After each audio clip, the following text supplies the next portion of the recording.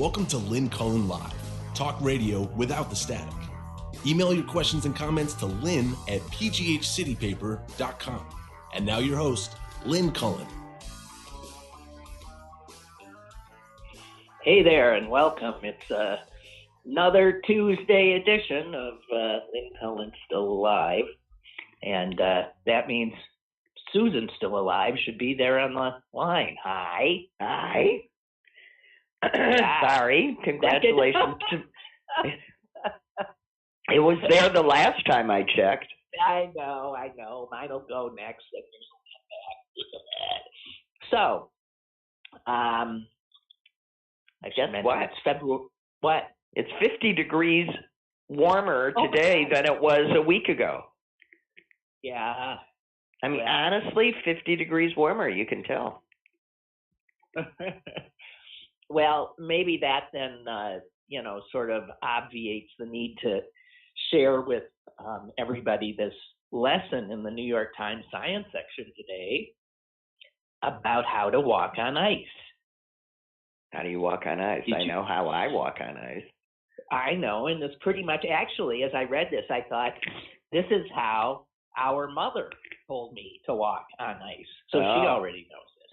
But it's particularly funny to me because if you were trying to remember all this stuff, I mean, I don't know how you walk, remember. Okay, so do you want to hear it? Sure. In a nutshell, it's walk like a duck or a penguin. Now, we always laugh when you see penguins walk, right? Right? Well, it's one flat foot down and one flat foot down, side to side. Well, they actually make it so it is a riot. It says it's not glamorous, but it could keep you out of the emergency room. You extend your arms to the side. Okay? Yeah. So you got your arms out there, and you bend forward a little from your knees and hips to lower your center of gravity. So I remember that's what Mom was always saying. She was saying, you crouch a little bit so that if you fall, you don't have as far to go. Yeah, but she would just bend all the way over and walk like virtually on all fours with, Well, no, dignity has nothing to do with this. I mean, dignity or, if you're self-conscious, forget about it. Just plan on breaking a leg, okay? So you lower your center of gravity. Meanwhile, your arms are still out. And you keep your center of gravity aligned over your forward leg. Now, see, it's this kind of thing where I'm thinking, come on. Who can even, that's too much information. With your legs spread a little farther than usual, you turn your feet slightly outward and take short, flat-footed steps. Now, I'm imagining somebody doing this. If you saw somebody like that, you would just howl.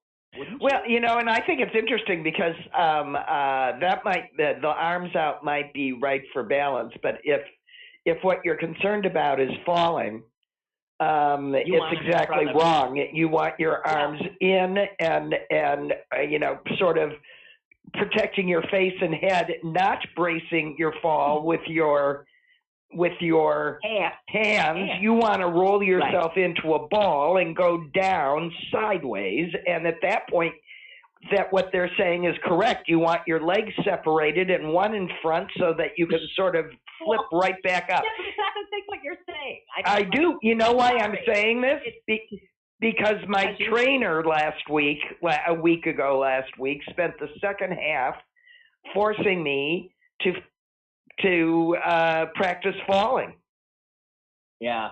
And it was complicated and hard. It is.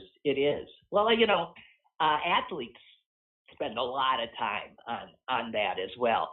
But you're right, the balance part if you're with your arms wide out. But what they say is if you find yourself falling,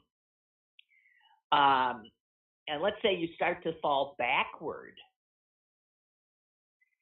here's what you're supposed to remember. Now, I would no more remember this. First of all, if I start to fall, I just immediately enter a state of absolute resignation. I don't have any sense that I have any agency whatsoever. And I know that within a split second, I'm about to hit, something's going to hit something. Yeah. So I don't have time to think now. What was okay? I'm supposed to. So it says if you start to fall backwards, you must quickly tuck your chin to your chest and extend your arms away from your body so that your forearms and palms maybe, but not your wrists and elbows hit the ground. Well, yeah, sure, right. But I'm not going to, that's sort of like not what my reaction's going to be. My reaction is, frankly, as I said, resignation, muttering, oh shit. Yes, but that's because that's your muscle memory. And the whole point to my trainer, and it's going to be miserable because I can see we're going to be doing this for a while, is to train your body to have the proper muscle memory so that when you do fall, you aren't thinking, you're automatically going to do the right thing. Muscle memory takes so many repetitions. I remember, it literally takes like 1,000 repetitions. It takes more than repetition. And also, I find that it takes my actually being able to properly visualize it in my brain. It's a long process. You start with the physical, then the brain, then back to the physical. All right. Well, all of this is just making me a wreck, so I'm not going to talk about it anymore. Well, I'm sorry. But yeah, falling is a skill, and your sister actually practices it. Well, that's really good. I just avoid it myself, but I agree. Practicing. I'm thinking back in the days when I had a trainer, you know what we were working on? It's the exact opposite. It's getting up if you fell down. Yeah. Well, if you're on the floor, how to get up, because that becomes difficult when you're an old fart.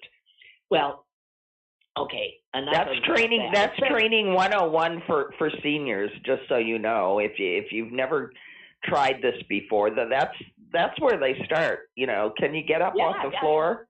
Because these are basic skills. I'm slightly more advanced than you. I know I can get up. I think I can, but it ain't easy. And I'll tell you what. Yeah, you don't want to be the person lying on the ground somewhere saying, I've fallen and I can't get up. You've got to be able to get up. Okay. So, but, things that you never thought of before. It's aging is, it's an experience. So also in the science section, one more thing. You didn't check it out today, did you? No, I didn't. I can tell.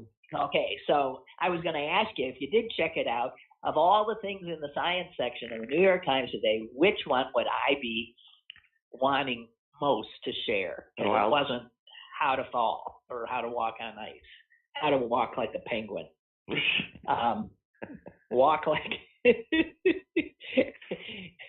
Okay, so it is about a very monogamous pair of cockroaches. Who knew cockroaches? They mate for life, and they're very, they never stray. The cockroach, just telling you. Well, once you find your cockroach, I got it. Yeah, that's it. Now, this particular cockroach, they live in logs, rotten logs, somewhere in Asia. There's many kinds of cockroaches, and I can't pronounce the name. I'm not even going to try. Oh, the last part of it is Taiwanese. Okay, so they live in Taiwan, probably. And when they're newly mated, they're newlyweds, they then find the place they want to raise their little cockroach family. And as soon as they have that place, they take turns chewing each other's wings down to stubs. So they can't stray. They don't say that in here, but I was thinking, well, that's why they're so incredibly monogamous. They eat each other's wings off, so they got to stay together. But it's a kind of, it isn't pleasant having somebody chew on you. So what they say, they take turns. They've observed many, many, many pairs of these cockroaches, and one climbs on the back of the other and starts eating the wings, which lie around all on the back. And then when they get a little full, they take a break and they swap positions. And then at times, here's the line that just freaked me out. At times, it says, the cockroach being munched on gave a violent shudder, which seemed to encourage the muncher to take a break. Ugh. So it doesn't feel good. It hurts. Yuck. And they have a picture of a before munched on cockroach and an after munched on cockroach. And lo and behold, yeah, man, them wings are gone. Down to stubs. Just saying, that's the cockroach, ladies and gentlemen. If they figured out, but they just don't know why. They don't say why. It's why, I think we're right that they can't leave them. Why else would it? You can't leave if you can't fly away. Well, it also identifies you as taken. Yeah. Like a wedding ring. Yeah. Yeah. Yeah. Kind of. Yeah. Well, let's stay in the animal kingdom a little bit because I got another doozy here. But this gets a little more serious simply because I don't know. We're Americans, so we don't pay any attention to the rest of the world, especially when our part of the world is in such disarray and in a horrible situation. We got more than enough just paying attention to what's going on in America. But I'm sure we all are aware that India has been having some similar problems. This Modi, who heads it, is a nationalist. He's a Hindu nationalist, and he's creating a lot of misery for people in India who ain't Hindu. Yeah. And like the United States, India, in its constitution, is not a Hindu nation, even though 80% of Indians are Hindu. That is not what they are. The Constitution says that it is a secular nation. So Modi, or whatever, however it's pronounced, has come into power and done what, Trumpistas have done too, trying to erase the secular and make this a Christian nation. He wants to make India a Hindu nation. And this gets us to the animal part. What do Hindus, what animal is sacred to Hindus? Cows. Cows, exactly right. Believe it or not, there is a National Cow Commission in the government. And the National Cow Commission has come out with a new curriculum for all of India's students. And they were about to administer a nationwide test that featured the new curriculum on cows.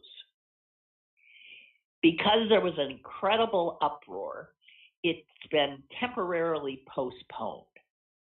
But it forced people to look at what is this new curriculum on cows. And it's a riot. These poor students are learning things like, I will read directly from it.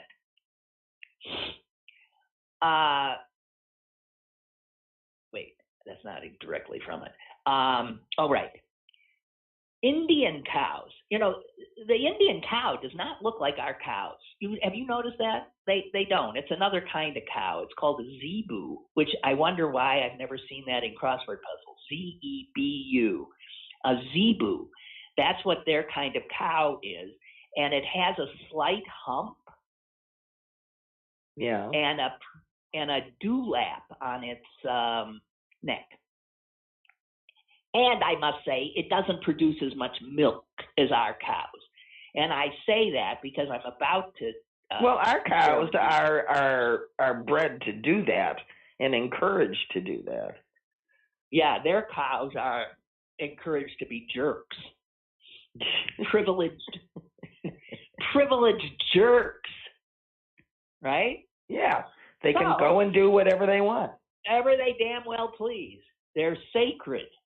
I mean, if you were told you were sacred, you'd become a jerk. That's all there is to it. So India is a country that's just filled with these self-important, jerky zebus, cows. But the curriculum tells the students, listen to this, this is the quote, there is a solar pulse which is known to absorb vitamin D from the sun's rays and release it. And this is in the hump. There's a solar pulse which is known to absorb vitamin D from the sun's rays and release it into the milk. And then it makes clear that the cows in other countries do not have this power. Well, scientists in India are quick to tell Indians, guess what? That ain't true. Neither do. Guess what? Zebus don't have that power either. This is bull. It is just absolute bull. It's cow. It's cow. Well, yes. And then they go on to say, this is the curriculum, that their cows are emotional toward humans, but foreign cows exhibit none of these feelings. So this is the kind of, I mean, the nationalism being pushed by Modi has gone so far as to mandate the teaching of that Indian children should think that their cows are superior to our cows. Well, it's sort of like the Republicans pushing, you know. It's exactly like. Yeah. It's exactly like. Yeah. So I'm reading this and thinking, this is exactly like the way, because this is how nationalists act. You put yourself as a special. You're a special class. Yeah. And everybody outside is inferior to you. So that's what they're doing with the cows. And the curriculum also goes on to say that Indian cows are alert and strong. And get this, foreign cows are lazy. It's classic. At least they're doing it with cows. The Republicans in the United States do it with people. They say foreign people are lazy, and foreign people are not alert, and foreign people can't do solar pulsing, and I don't know. But as I read this, I thought, oh my God. So what is going on here that's so upsetting is going on in another huge democracy, and that be India. Same kind of mindless propaganda crapola dividing that country And I just want you to know that when I look around, what's happening here is happening in other countries as well. And it also, of course, is a repudiation of science. So Indian scientists are saying, this is, complete garbage, and it will keep our students from thinking critically. This is just wrong. They say their cow dung can reduce radiation. I don't know. But this thing actually, there have been a lot of riots in India recently, and the riots are almost always minority populations, Muslims especially, desperately trying to retain the rights that the Indian Constitution confers upon them. And there have been these Hindu lynch mobs that have been killing a lot of people, and their response is always, that dead Muslim you see there, he killed a cow. That's always the charge. They killed a cow, which is usually not true, but it's all you have to say. And these nobody ever pays for anything. So in this country, when you want to kill, let's say, a black person, you say, I thought they had a gun. You're right. Or there's been a string of robberies, or someone said there was something suspicious, or I feel like it. Yeah, I was scared. But like that wonderful anesthesiologist in Florida. Boy, wouldn't you like her in charge of passing your gas? Wait a minute. You don't know about her? Anesthesiologist in Florida. I want her in charge of what? Passing my gas? Well, that's what they call anesthesiologists gas passers. I mean, in the field. But you don't know about her? She assaulted in a parking lot in Florida. She was behind him in the line, and he kept encroaching on his space, and he asked her to please back up. She also wasn't masked. And is this a black man? It was a man. It was a man of Mexican heritage. Okay. And she kept getting worse and worse, and then follows him out to the parking lot where he's putting his groceries away, and basically starts telling him to come back where he came from. Takes out her keys and mauls and dents his car as she's speaking to him and approaching him and telling him to go back where he came from. And then when he tries to film her and call the police, she throws his phone to the ground and stomps on it. The man hasn't clearly done anything to her. And now, a month later, she's been arrested for a hate crime and everything else. But she was an anesthesiologist at a local Miami hospital. Wouldn't you like her in charge of your anesthesiology if you aren't white? Oh, God almighty. Yeah, right. Well, I mean, people, this is what we have learned, that the people that behave in this hateful manner are not just, the image of some uneducated redneck, right?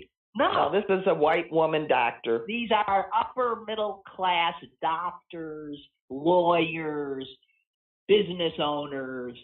Yeah. Hate in America, bigotry in America knows no class. It's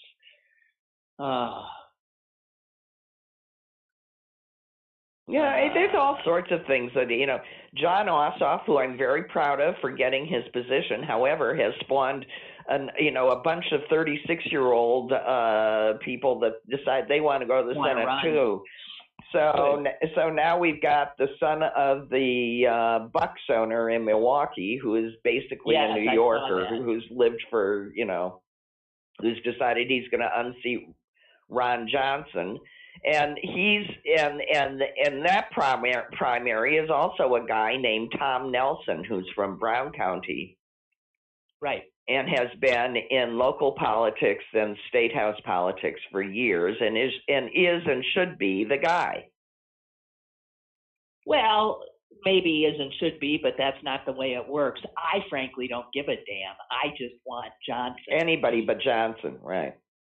He is. Well, they're already running ads against him here.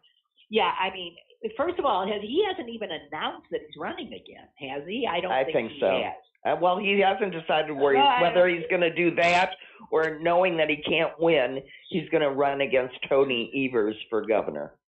Oh, yeah. Yeah, he's not disappearing. Right. But let me just say this about the owner of the Bucks' son. He's a pretty good guy. And he proved it when, what was that in Kenosha with the horror there, the killing. Yeah. The Bucks became the first team that they refused to play that day. I mean, they said we're not, and he was totally with the players. And he's he is a young progressive. He is capitalist progressive. And if you think about it, the last senator from Wisconsin also came out of rich Milwaukee capitalist who was also a progressive, and that is the owner of Kohl's, Kohl, the Kohl store. Herb Kohl. And I think he owned the baseball team. So there's a history here of, I guess this is what we could do. They got the money to do it. Yeah. And of course, poor Tom Nelson, who has a name like Tom Nelson, could be there's probably 700,000 Tom Nelson in Wisconsin. And he should be the guy, right? But odds are he won't. No. If he's up against a big machine. I mean, all that money. Yeah. I got the weirdest email here from Roger. I'll just give it to you. I'm married. I guess I qualify as a cockroach. I fell trying to turn around and see if my wings were still there. It hurts. Yeah, he's trying to make your conversation useful. I appreciate that. Jeez. Lynn and I can go on for hours about absolutely nothing. This is the cream of the crop. Yeah. Well, I like Tuesdays for this reason, because when I by myself, it's a little harder to do it. But it's just a way of staying away from some of the more horrific stuff in the news. Hey, have you watched that incredible landing on Mars? Yes. Have you watched the video? I watched part of it. I haven't seen all of it that has been released, but yes, it's rather remarkable. It's more than rather remarkable. I mean, this is rocket science. Right. Well, it's spurring all these jokes about how can we land the rovers so exactly on the spot we want in Mars, but and we can't help Texas, right? Yeah. Well, right. Well, the people who landed the rover value science. Right, and they probably also value working with people from other states. Oh yeah, and yeah, exactly. And they don't ask what religion are you, and whatever. They just trying to get something done. But it's amazing. I mean, think of how far away that is, and you're watching HD clarity. And it turns out we've never seen this before, because they never, ever have let us see actual moving video. They've never done it before. And the scientists at NASA, are blown away. And they've outfitted this thing with tons of cameras. So there'll be more and more and more of it. Here was an interesting little item, though. That video that I just watched this morning, unlike the videos we're used to seeing, we're used to immediately seeing a video. It took a while for that video to get from Mars to us. Yeah. Because this should come as no surprise to anybody, but of course, these kinds of things always come as a surprise to me. Oh, the Wi-Fi was slow. That's right. There's no high-speed internet connection between the Earth and Mars. Who knew? So, how did it get back? Well, the video had to be relayed. So it went first to one orbiting object, spacecraft, then onto another orbiting. So that's how it finally got there, here. So there you have it. I just think. So did you see the picture of the astronaut from the space station, untethered and just flying in space with a pack on his back? Untethered? Untethered, the first untethered flight. Every time, I can't even say it without my innards just clenching. Well, how was he or she able to? He had a jetpack on his back. Gina, he had a power source, but I don't care. So he was. So he was able to steer and yeah. Back. But he stand it. I can't even walk over a bridge that you can see. But oh my God! So if the jetpack failed, bye. He did. Yeah. Oh my God! Boy, these people are brave. Yeah, why? Well, because it's there. I know, but still, I mean, it literally makes me nauseous just to think about it. It makes me ill. Let's change the subject. I'm making myself ill. Okay. Okay. Well, I've got something a little strange here. I keep getting. I mean, it's always been the case, but all of a sudden, over the last, I'd say, 5 months, I have been getting constant letters. I kept the last one here from various utilities. The guys who I rely on for gas and water, and they keep sending me these things. And when I don't respond, they send me another one like, what is wrong with you? We're giving you this opportunity. And it's always about buying a kind of replacement insurance. They scare you to death by saying, your water lines are old or your gas line is old. And if it fails, it could result in thousands of dollars of repairs.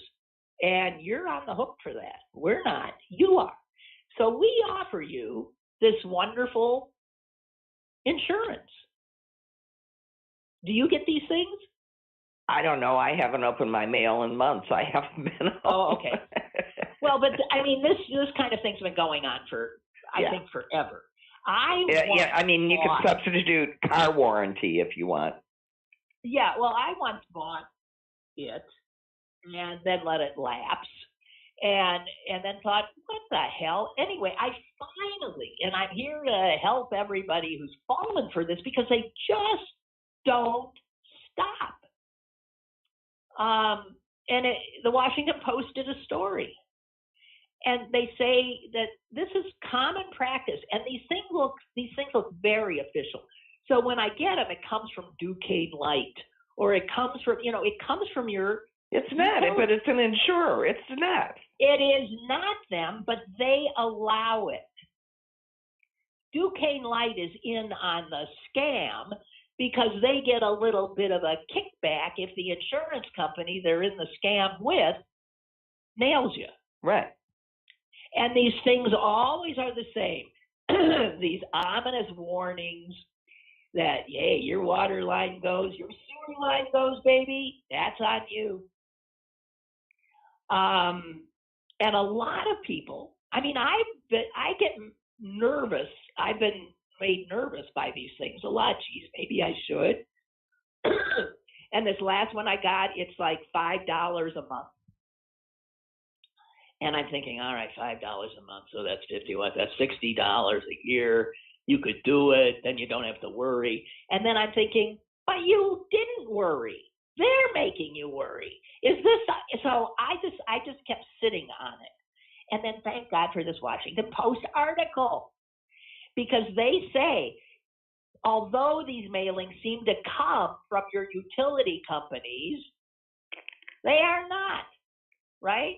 They're from these third parties that have struck up a partnership agreement with your utility company, which is really outrageous to me.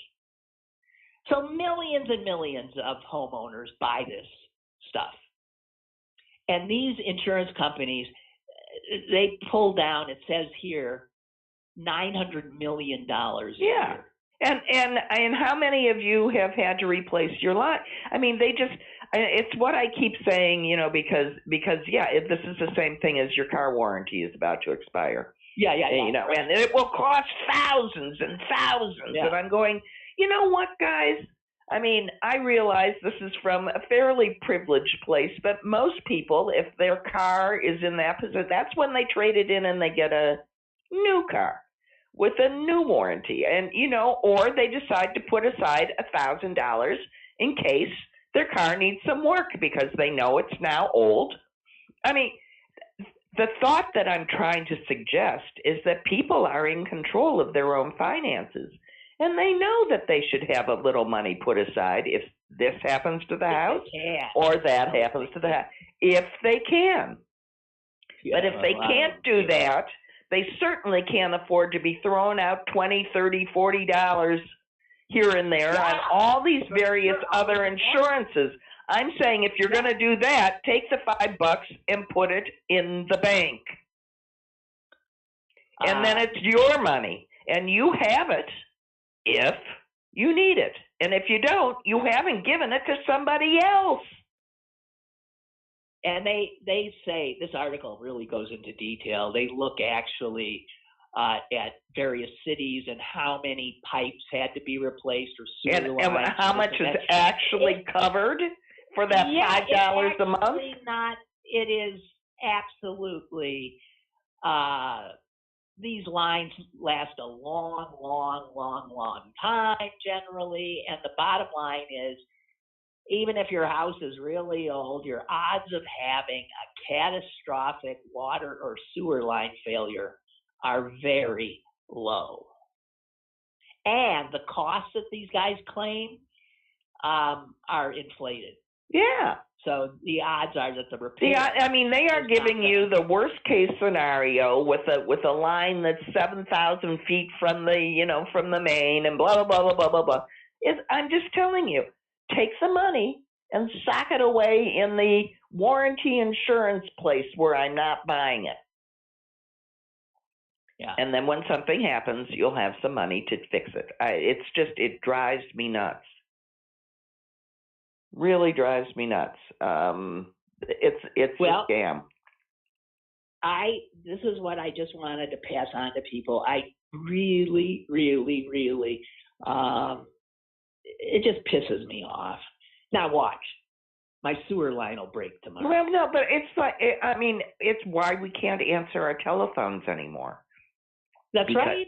Because they're all scams. And I am, and frankly, I am fearful. We have now had the second call with someone starting the call. Is the man of the house at home? Do they still say that? Well, why would anyone still say that, dear sister? If it's someone merely being stupid, it's very stupid. To me, it just sends off alarm bells. They're looking for someone where there isn't a man at home.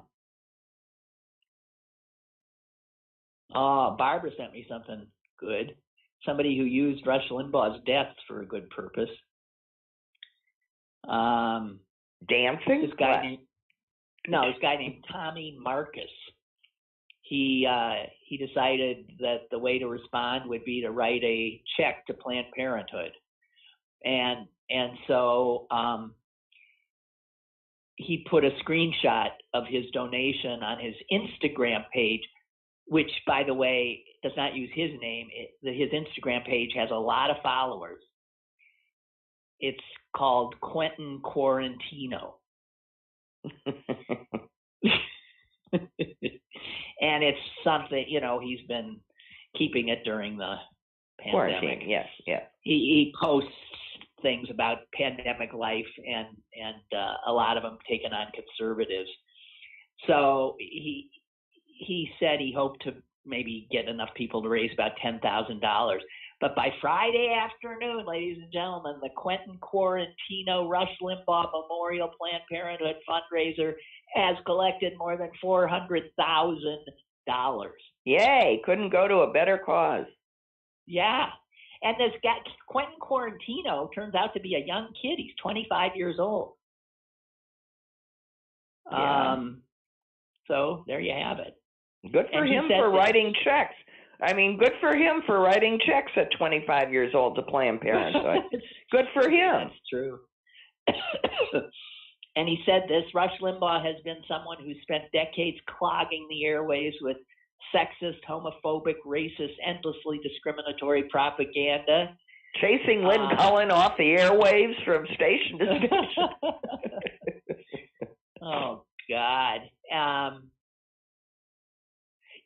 I read, though, that when he was here in Pittsburgh, he started as a disc jockey here in Pittsburgh. And someone had suggested that if we had he kept losing his job here. He worked for one station whose owner I later worked for at WPTT. He worked for them first. And then he went to KQV. And he lost that job too. If we'd somehow managed to keep him here, it could be he'd still be spinning records instead of having done what he did. But I read that the guy who took his place was a guy named Jim Quinn when he lost his job. Jim Quinn, I've worked with. So radio is such a small. Jim Quinn later became a Rush wannabe and spread, all this crapola all over the airwaves here.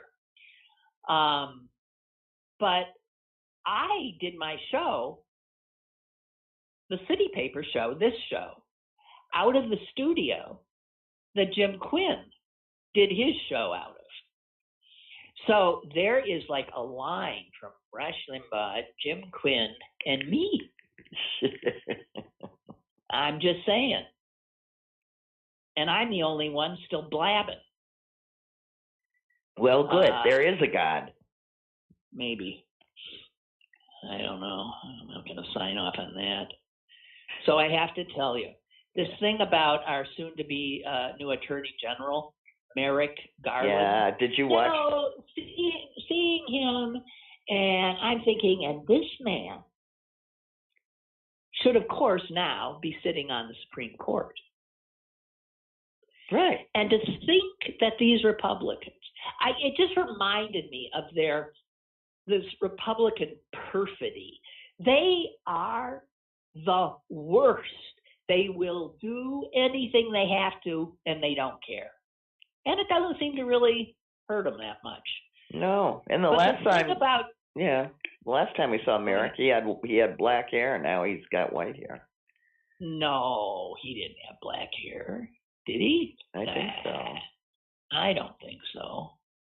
The last time I remember him is when Obama introduced him and said he was being, he was nominating him. And then Garland spoke, and he broke down. And I remember thinking, oh, he cries very easily, this guy.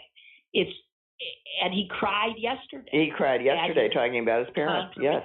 But that's what always sets him off. Right. So he always says, if my mom or my dad, and then he loses it. And I have seen, there was another time he also, every time I see this guy, he starts to cry. And I thought, I love this guy. I mean, that guy has a big heart. Of course, I didn't think that when John Boehner cried all the time. No, but yeah. Well, that's because he wasn't a nice man, and then his tears sort of lose effect.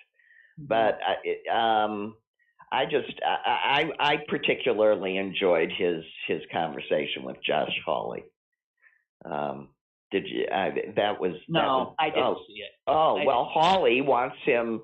Hawley, he of the raised fist and the encouraging the insurrectionists, questions Merrick Garland about how he feels about police and supporting the police and defunding the police. And, Garland says, well, obviously, the President Biden doesn't agree with that, concept of totally defunding, nor do I. And especially when you look, at what just happened here and the incredible courage of the police officers that were here to protect your lives.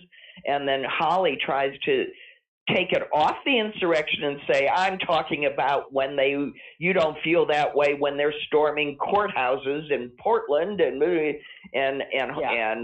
Garland just says, well, those two instances are completely and totally different. In the case of the insurrection, they were, storming the government, trying to keep it from doing its business. In Portland, it was a demonstration against an empty building at night. One is First Amendment. One is an insurrection. How he's supposed to be smart? How is somebody supposed to be smart?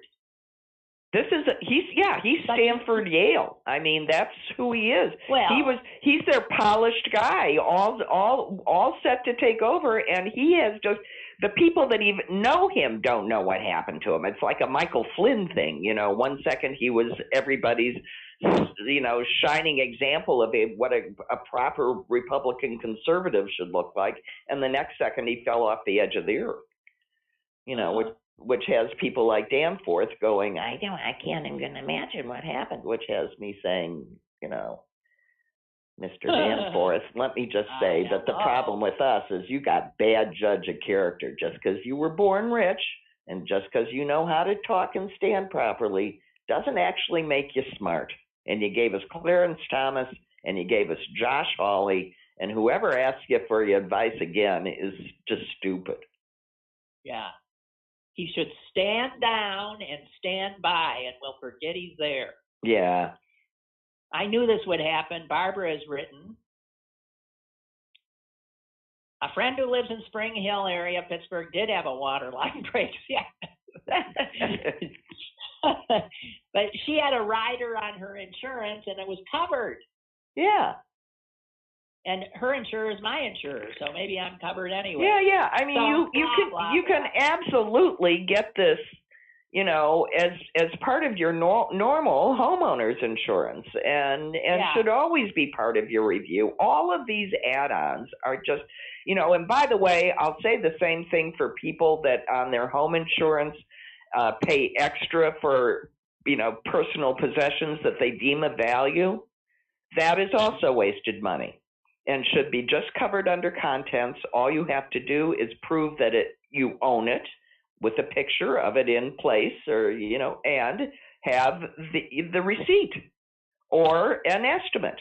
And then it is, if it should be stolen or damaged or lost, it is covered under the normal contents of your home, which, by the way, you pay a fortune for. It's based on like 3/4 of the value of your home.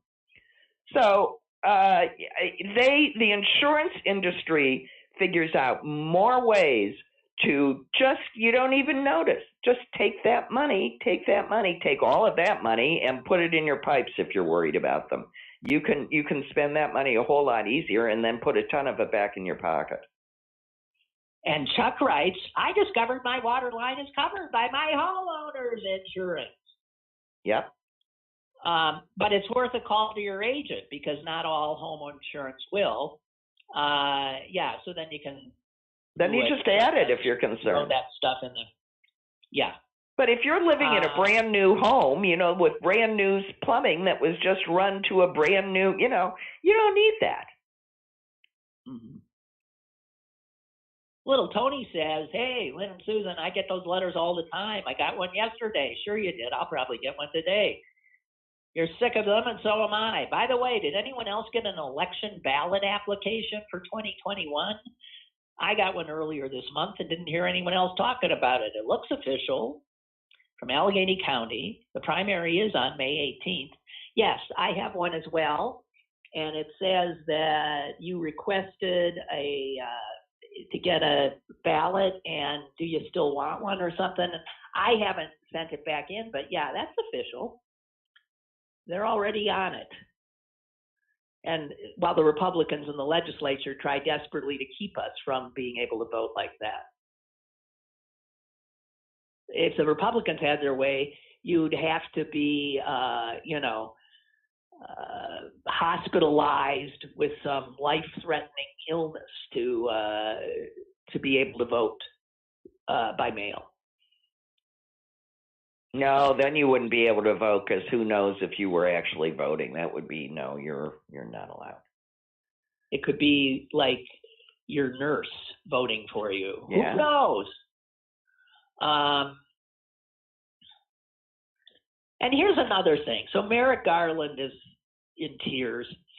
And then the President of the United States marking this horrible benchmark of 500,000 Americans dead. And it has to be higher than that from the virus. And to think that the former president wouldn't even never acknowledged one death, never acknowledged it, ever.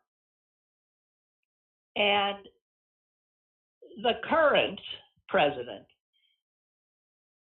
said this, and he didn't have to read it off a teleprompter, and it came from his big heart and his life experience. He said, I know all too well. I know what it's like to not be there when it happens. I know what it's like when you are there, holding their hands, look in their eye, and they slip away. That black hole in your chest, you feel like you're being sucked into it. The survivor's remorse, the anger, questions of faith in your soul. That's our current president. Yep. Yeah, wow. I was saying to our mother the other day that all of those years that I just dismissed Biden and thought there were better candidates, including right up until this year, it turns out he was the exact right person for this moment. Yeah, he is. I mean, he aside from the fact that he is, as we always hope, growing up to the position, filling it well, he is just clearly so convincingly calming the populace and making us all feel like we might be going towards safety again. He's doing that so magnificently. And honestly, I don't think anybody else that was up there could have done it as well as he's doing it. I really feel the same way. And he was certainly not my choice. No. I was downright disparaging of him, but I was wrong. I'm just going to say I was wrong, and he was the right guy for this moment. You know, there's a lot of people trying to say, how do you comprehend, 500,000 Americans dead? And we're hearing that this is more than died in World War II, plus those who died in Korea, plus those who died in Vietnam.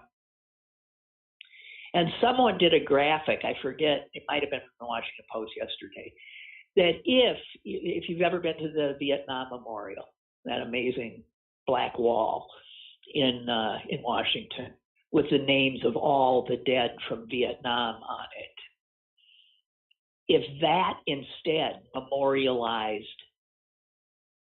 these deaths, the COVID deaths, how big that wall would have to be. It would be, I can't remember exactly, it'd be 85 feet tall. This is keeping the names exactly the same amount of, it would go much for, it is amazing if we were to be able to comprehend the loss. And this has been said so many times. It's why, people's eyes roll back in their head when you try to think of, the deaths in the Holocaust. Because you can't comprehend those numbers. You don't care. You only can care when you hear about one. Right? Right. One person. And I always used to struggle with how many would that have been? And then I would think of where have you been with the most people where you're seeing, and you think of a football stadium. And so I used to imagine, fill up whatever, name your stadium. And then every one of those people's dead. Okay? And then fill it up again. That's right. And then fill it up again. And they're dead. And think about that. So if a stadium holds 50,000 people, how many times then do you fill it up and kill all the people in it to get to 500? 10, right?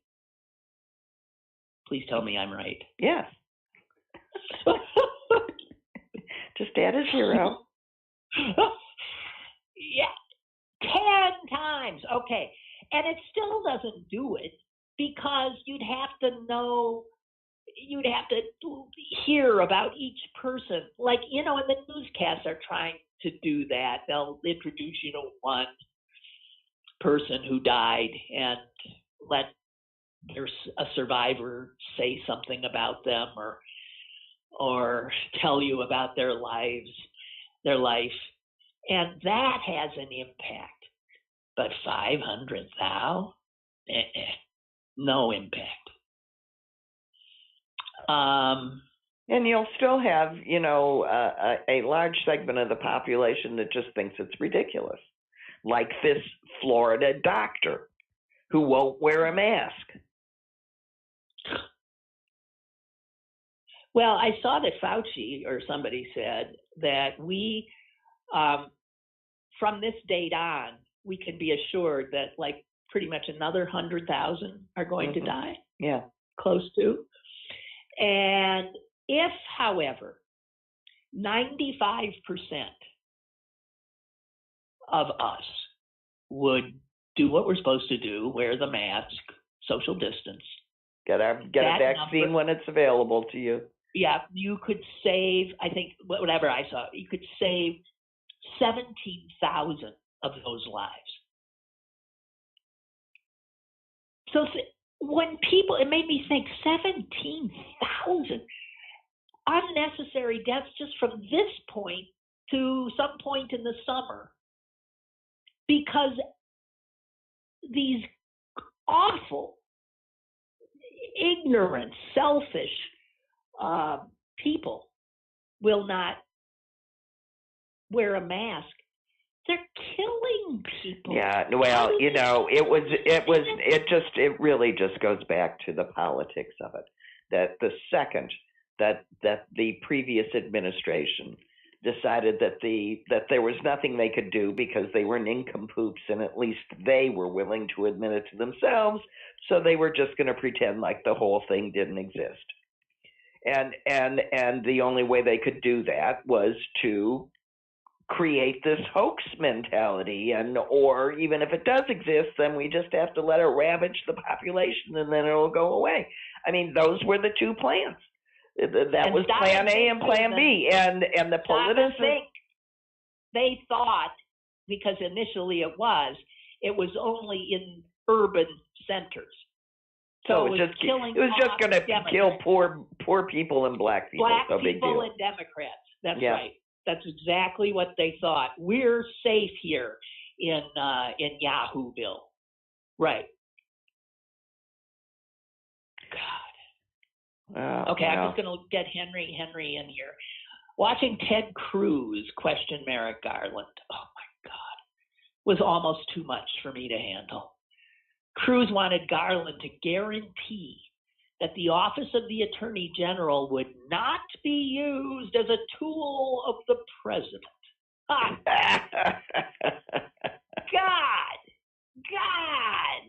Well, it's like they're opposing the first Indian, Native American woman, because she set out intemperate tweets, and when you look at what the tweets are, she called someone an idiot. She said, "Oh, you're awful." Are you sure you're not thinking? You're thinking of Nirma Tanden? Yeah, the OMB person.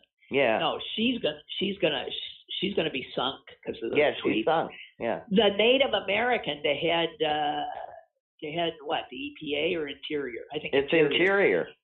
I think they're against her because she's Native American.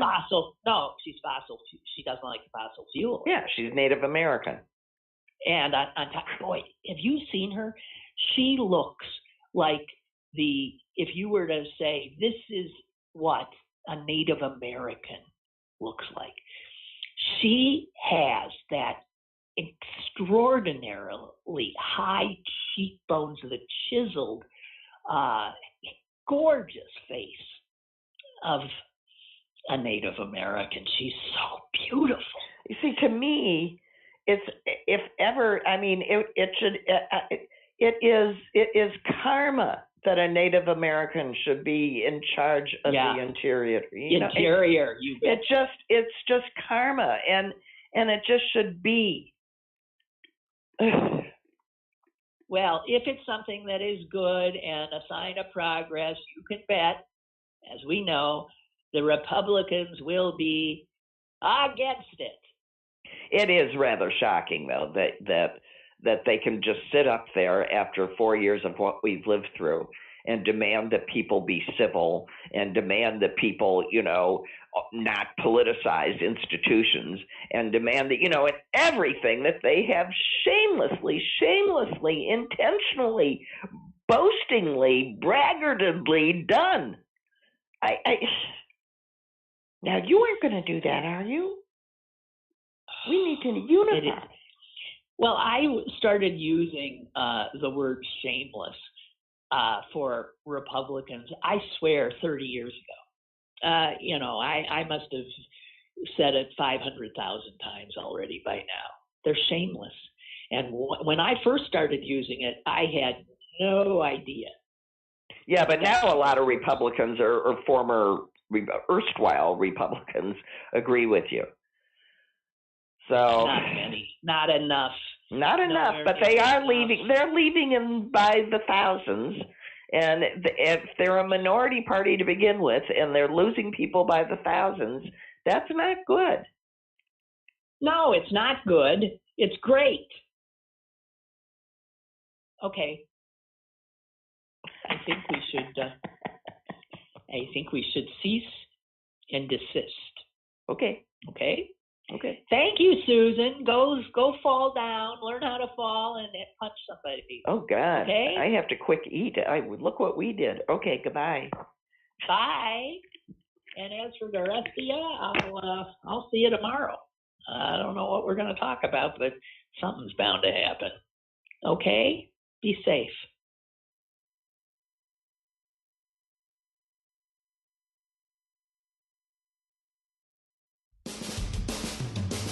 Lynn Cullen Live, Monday through Friday from 10 a.m. to 11 a.m. and archived at pghcitypaper.com. The opinions expressed on Lynn Cullen Live are those of the host and do not necessarily reflect the viewpoints of Pittsburgh City Paper or its advertisers.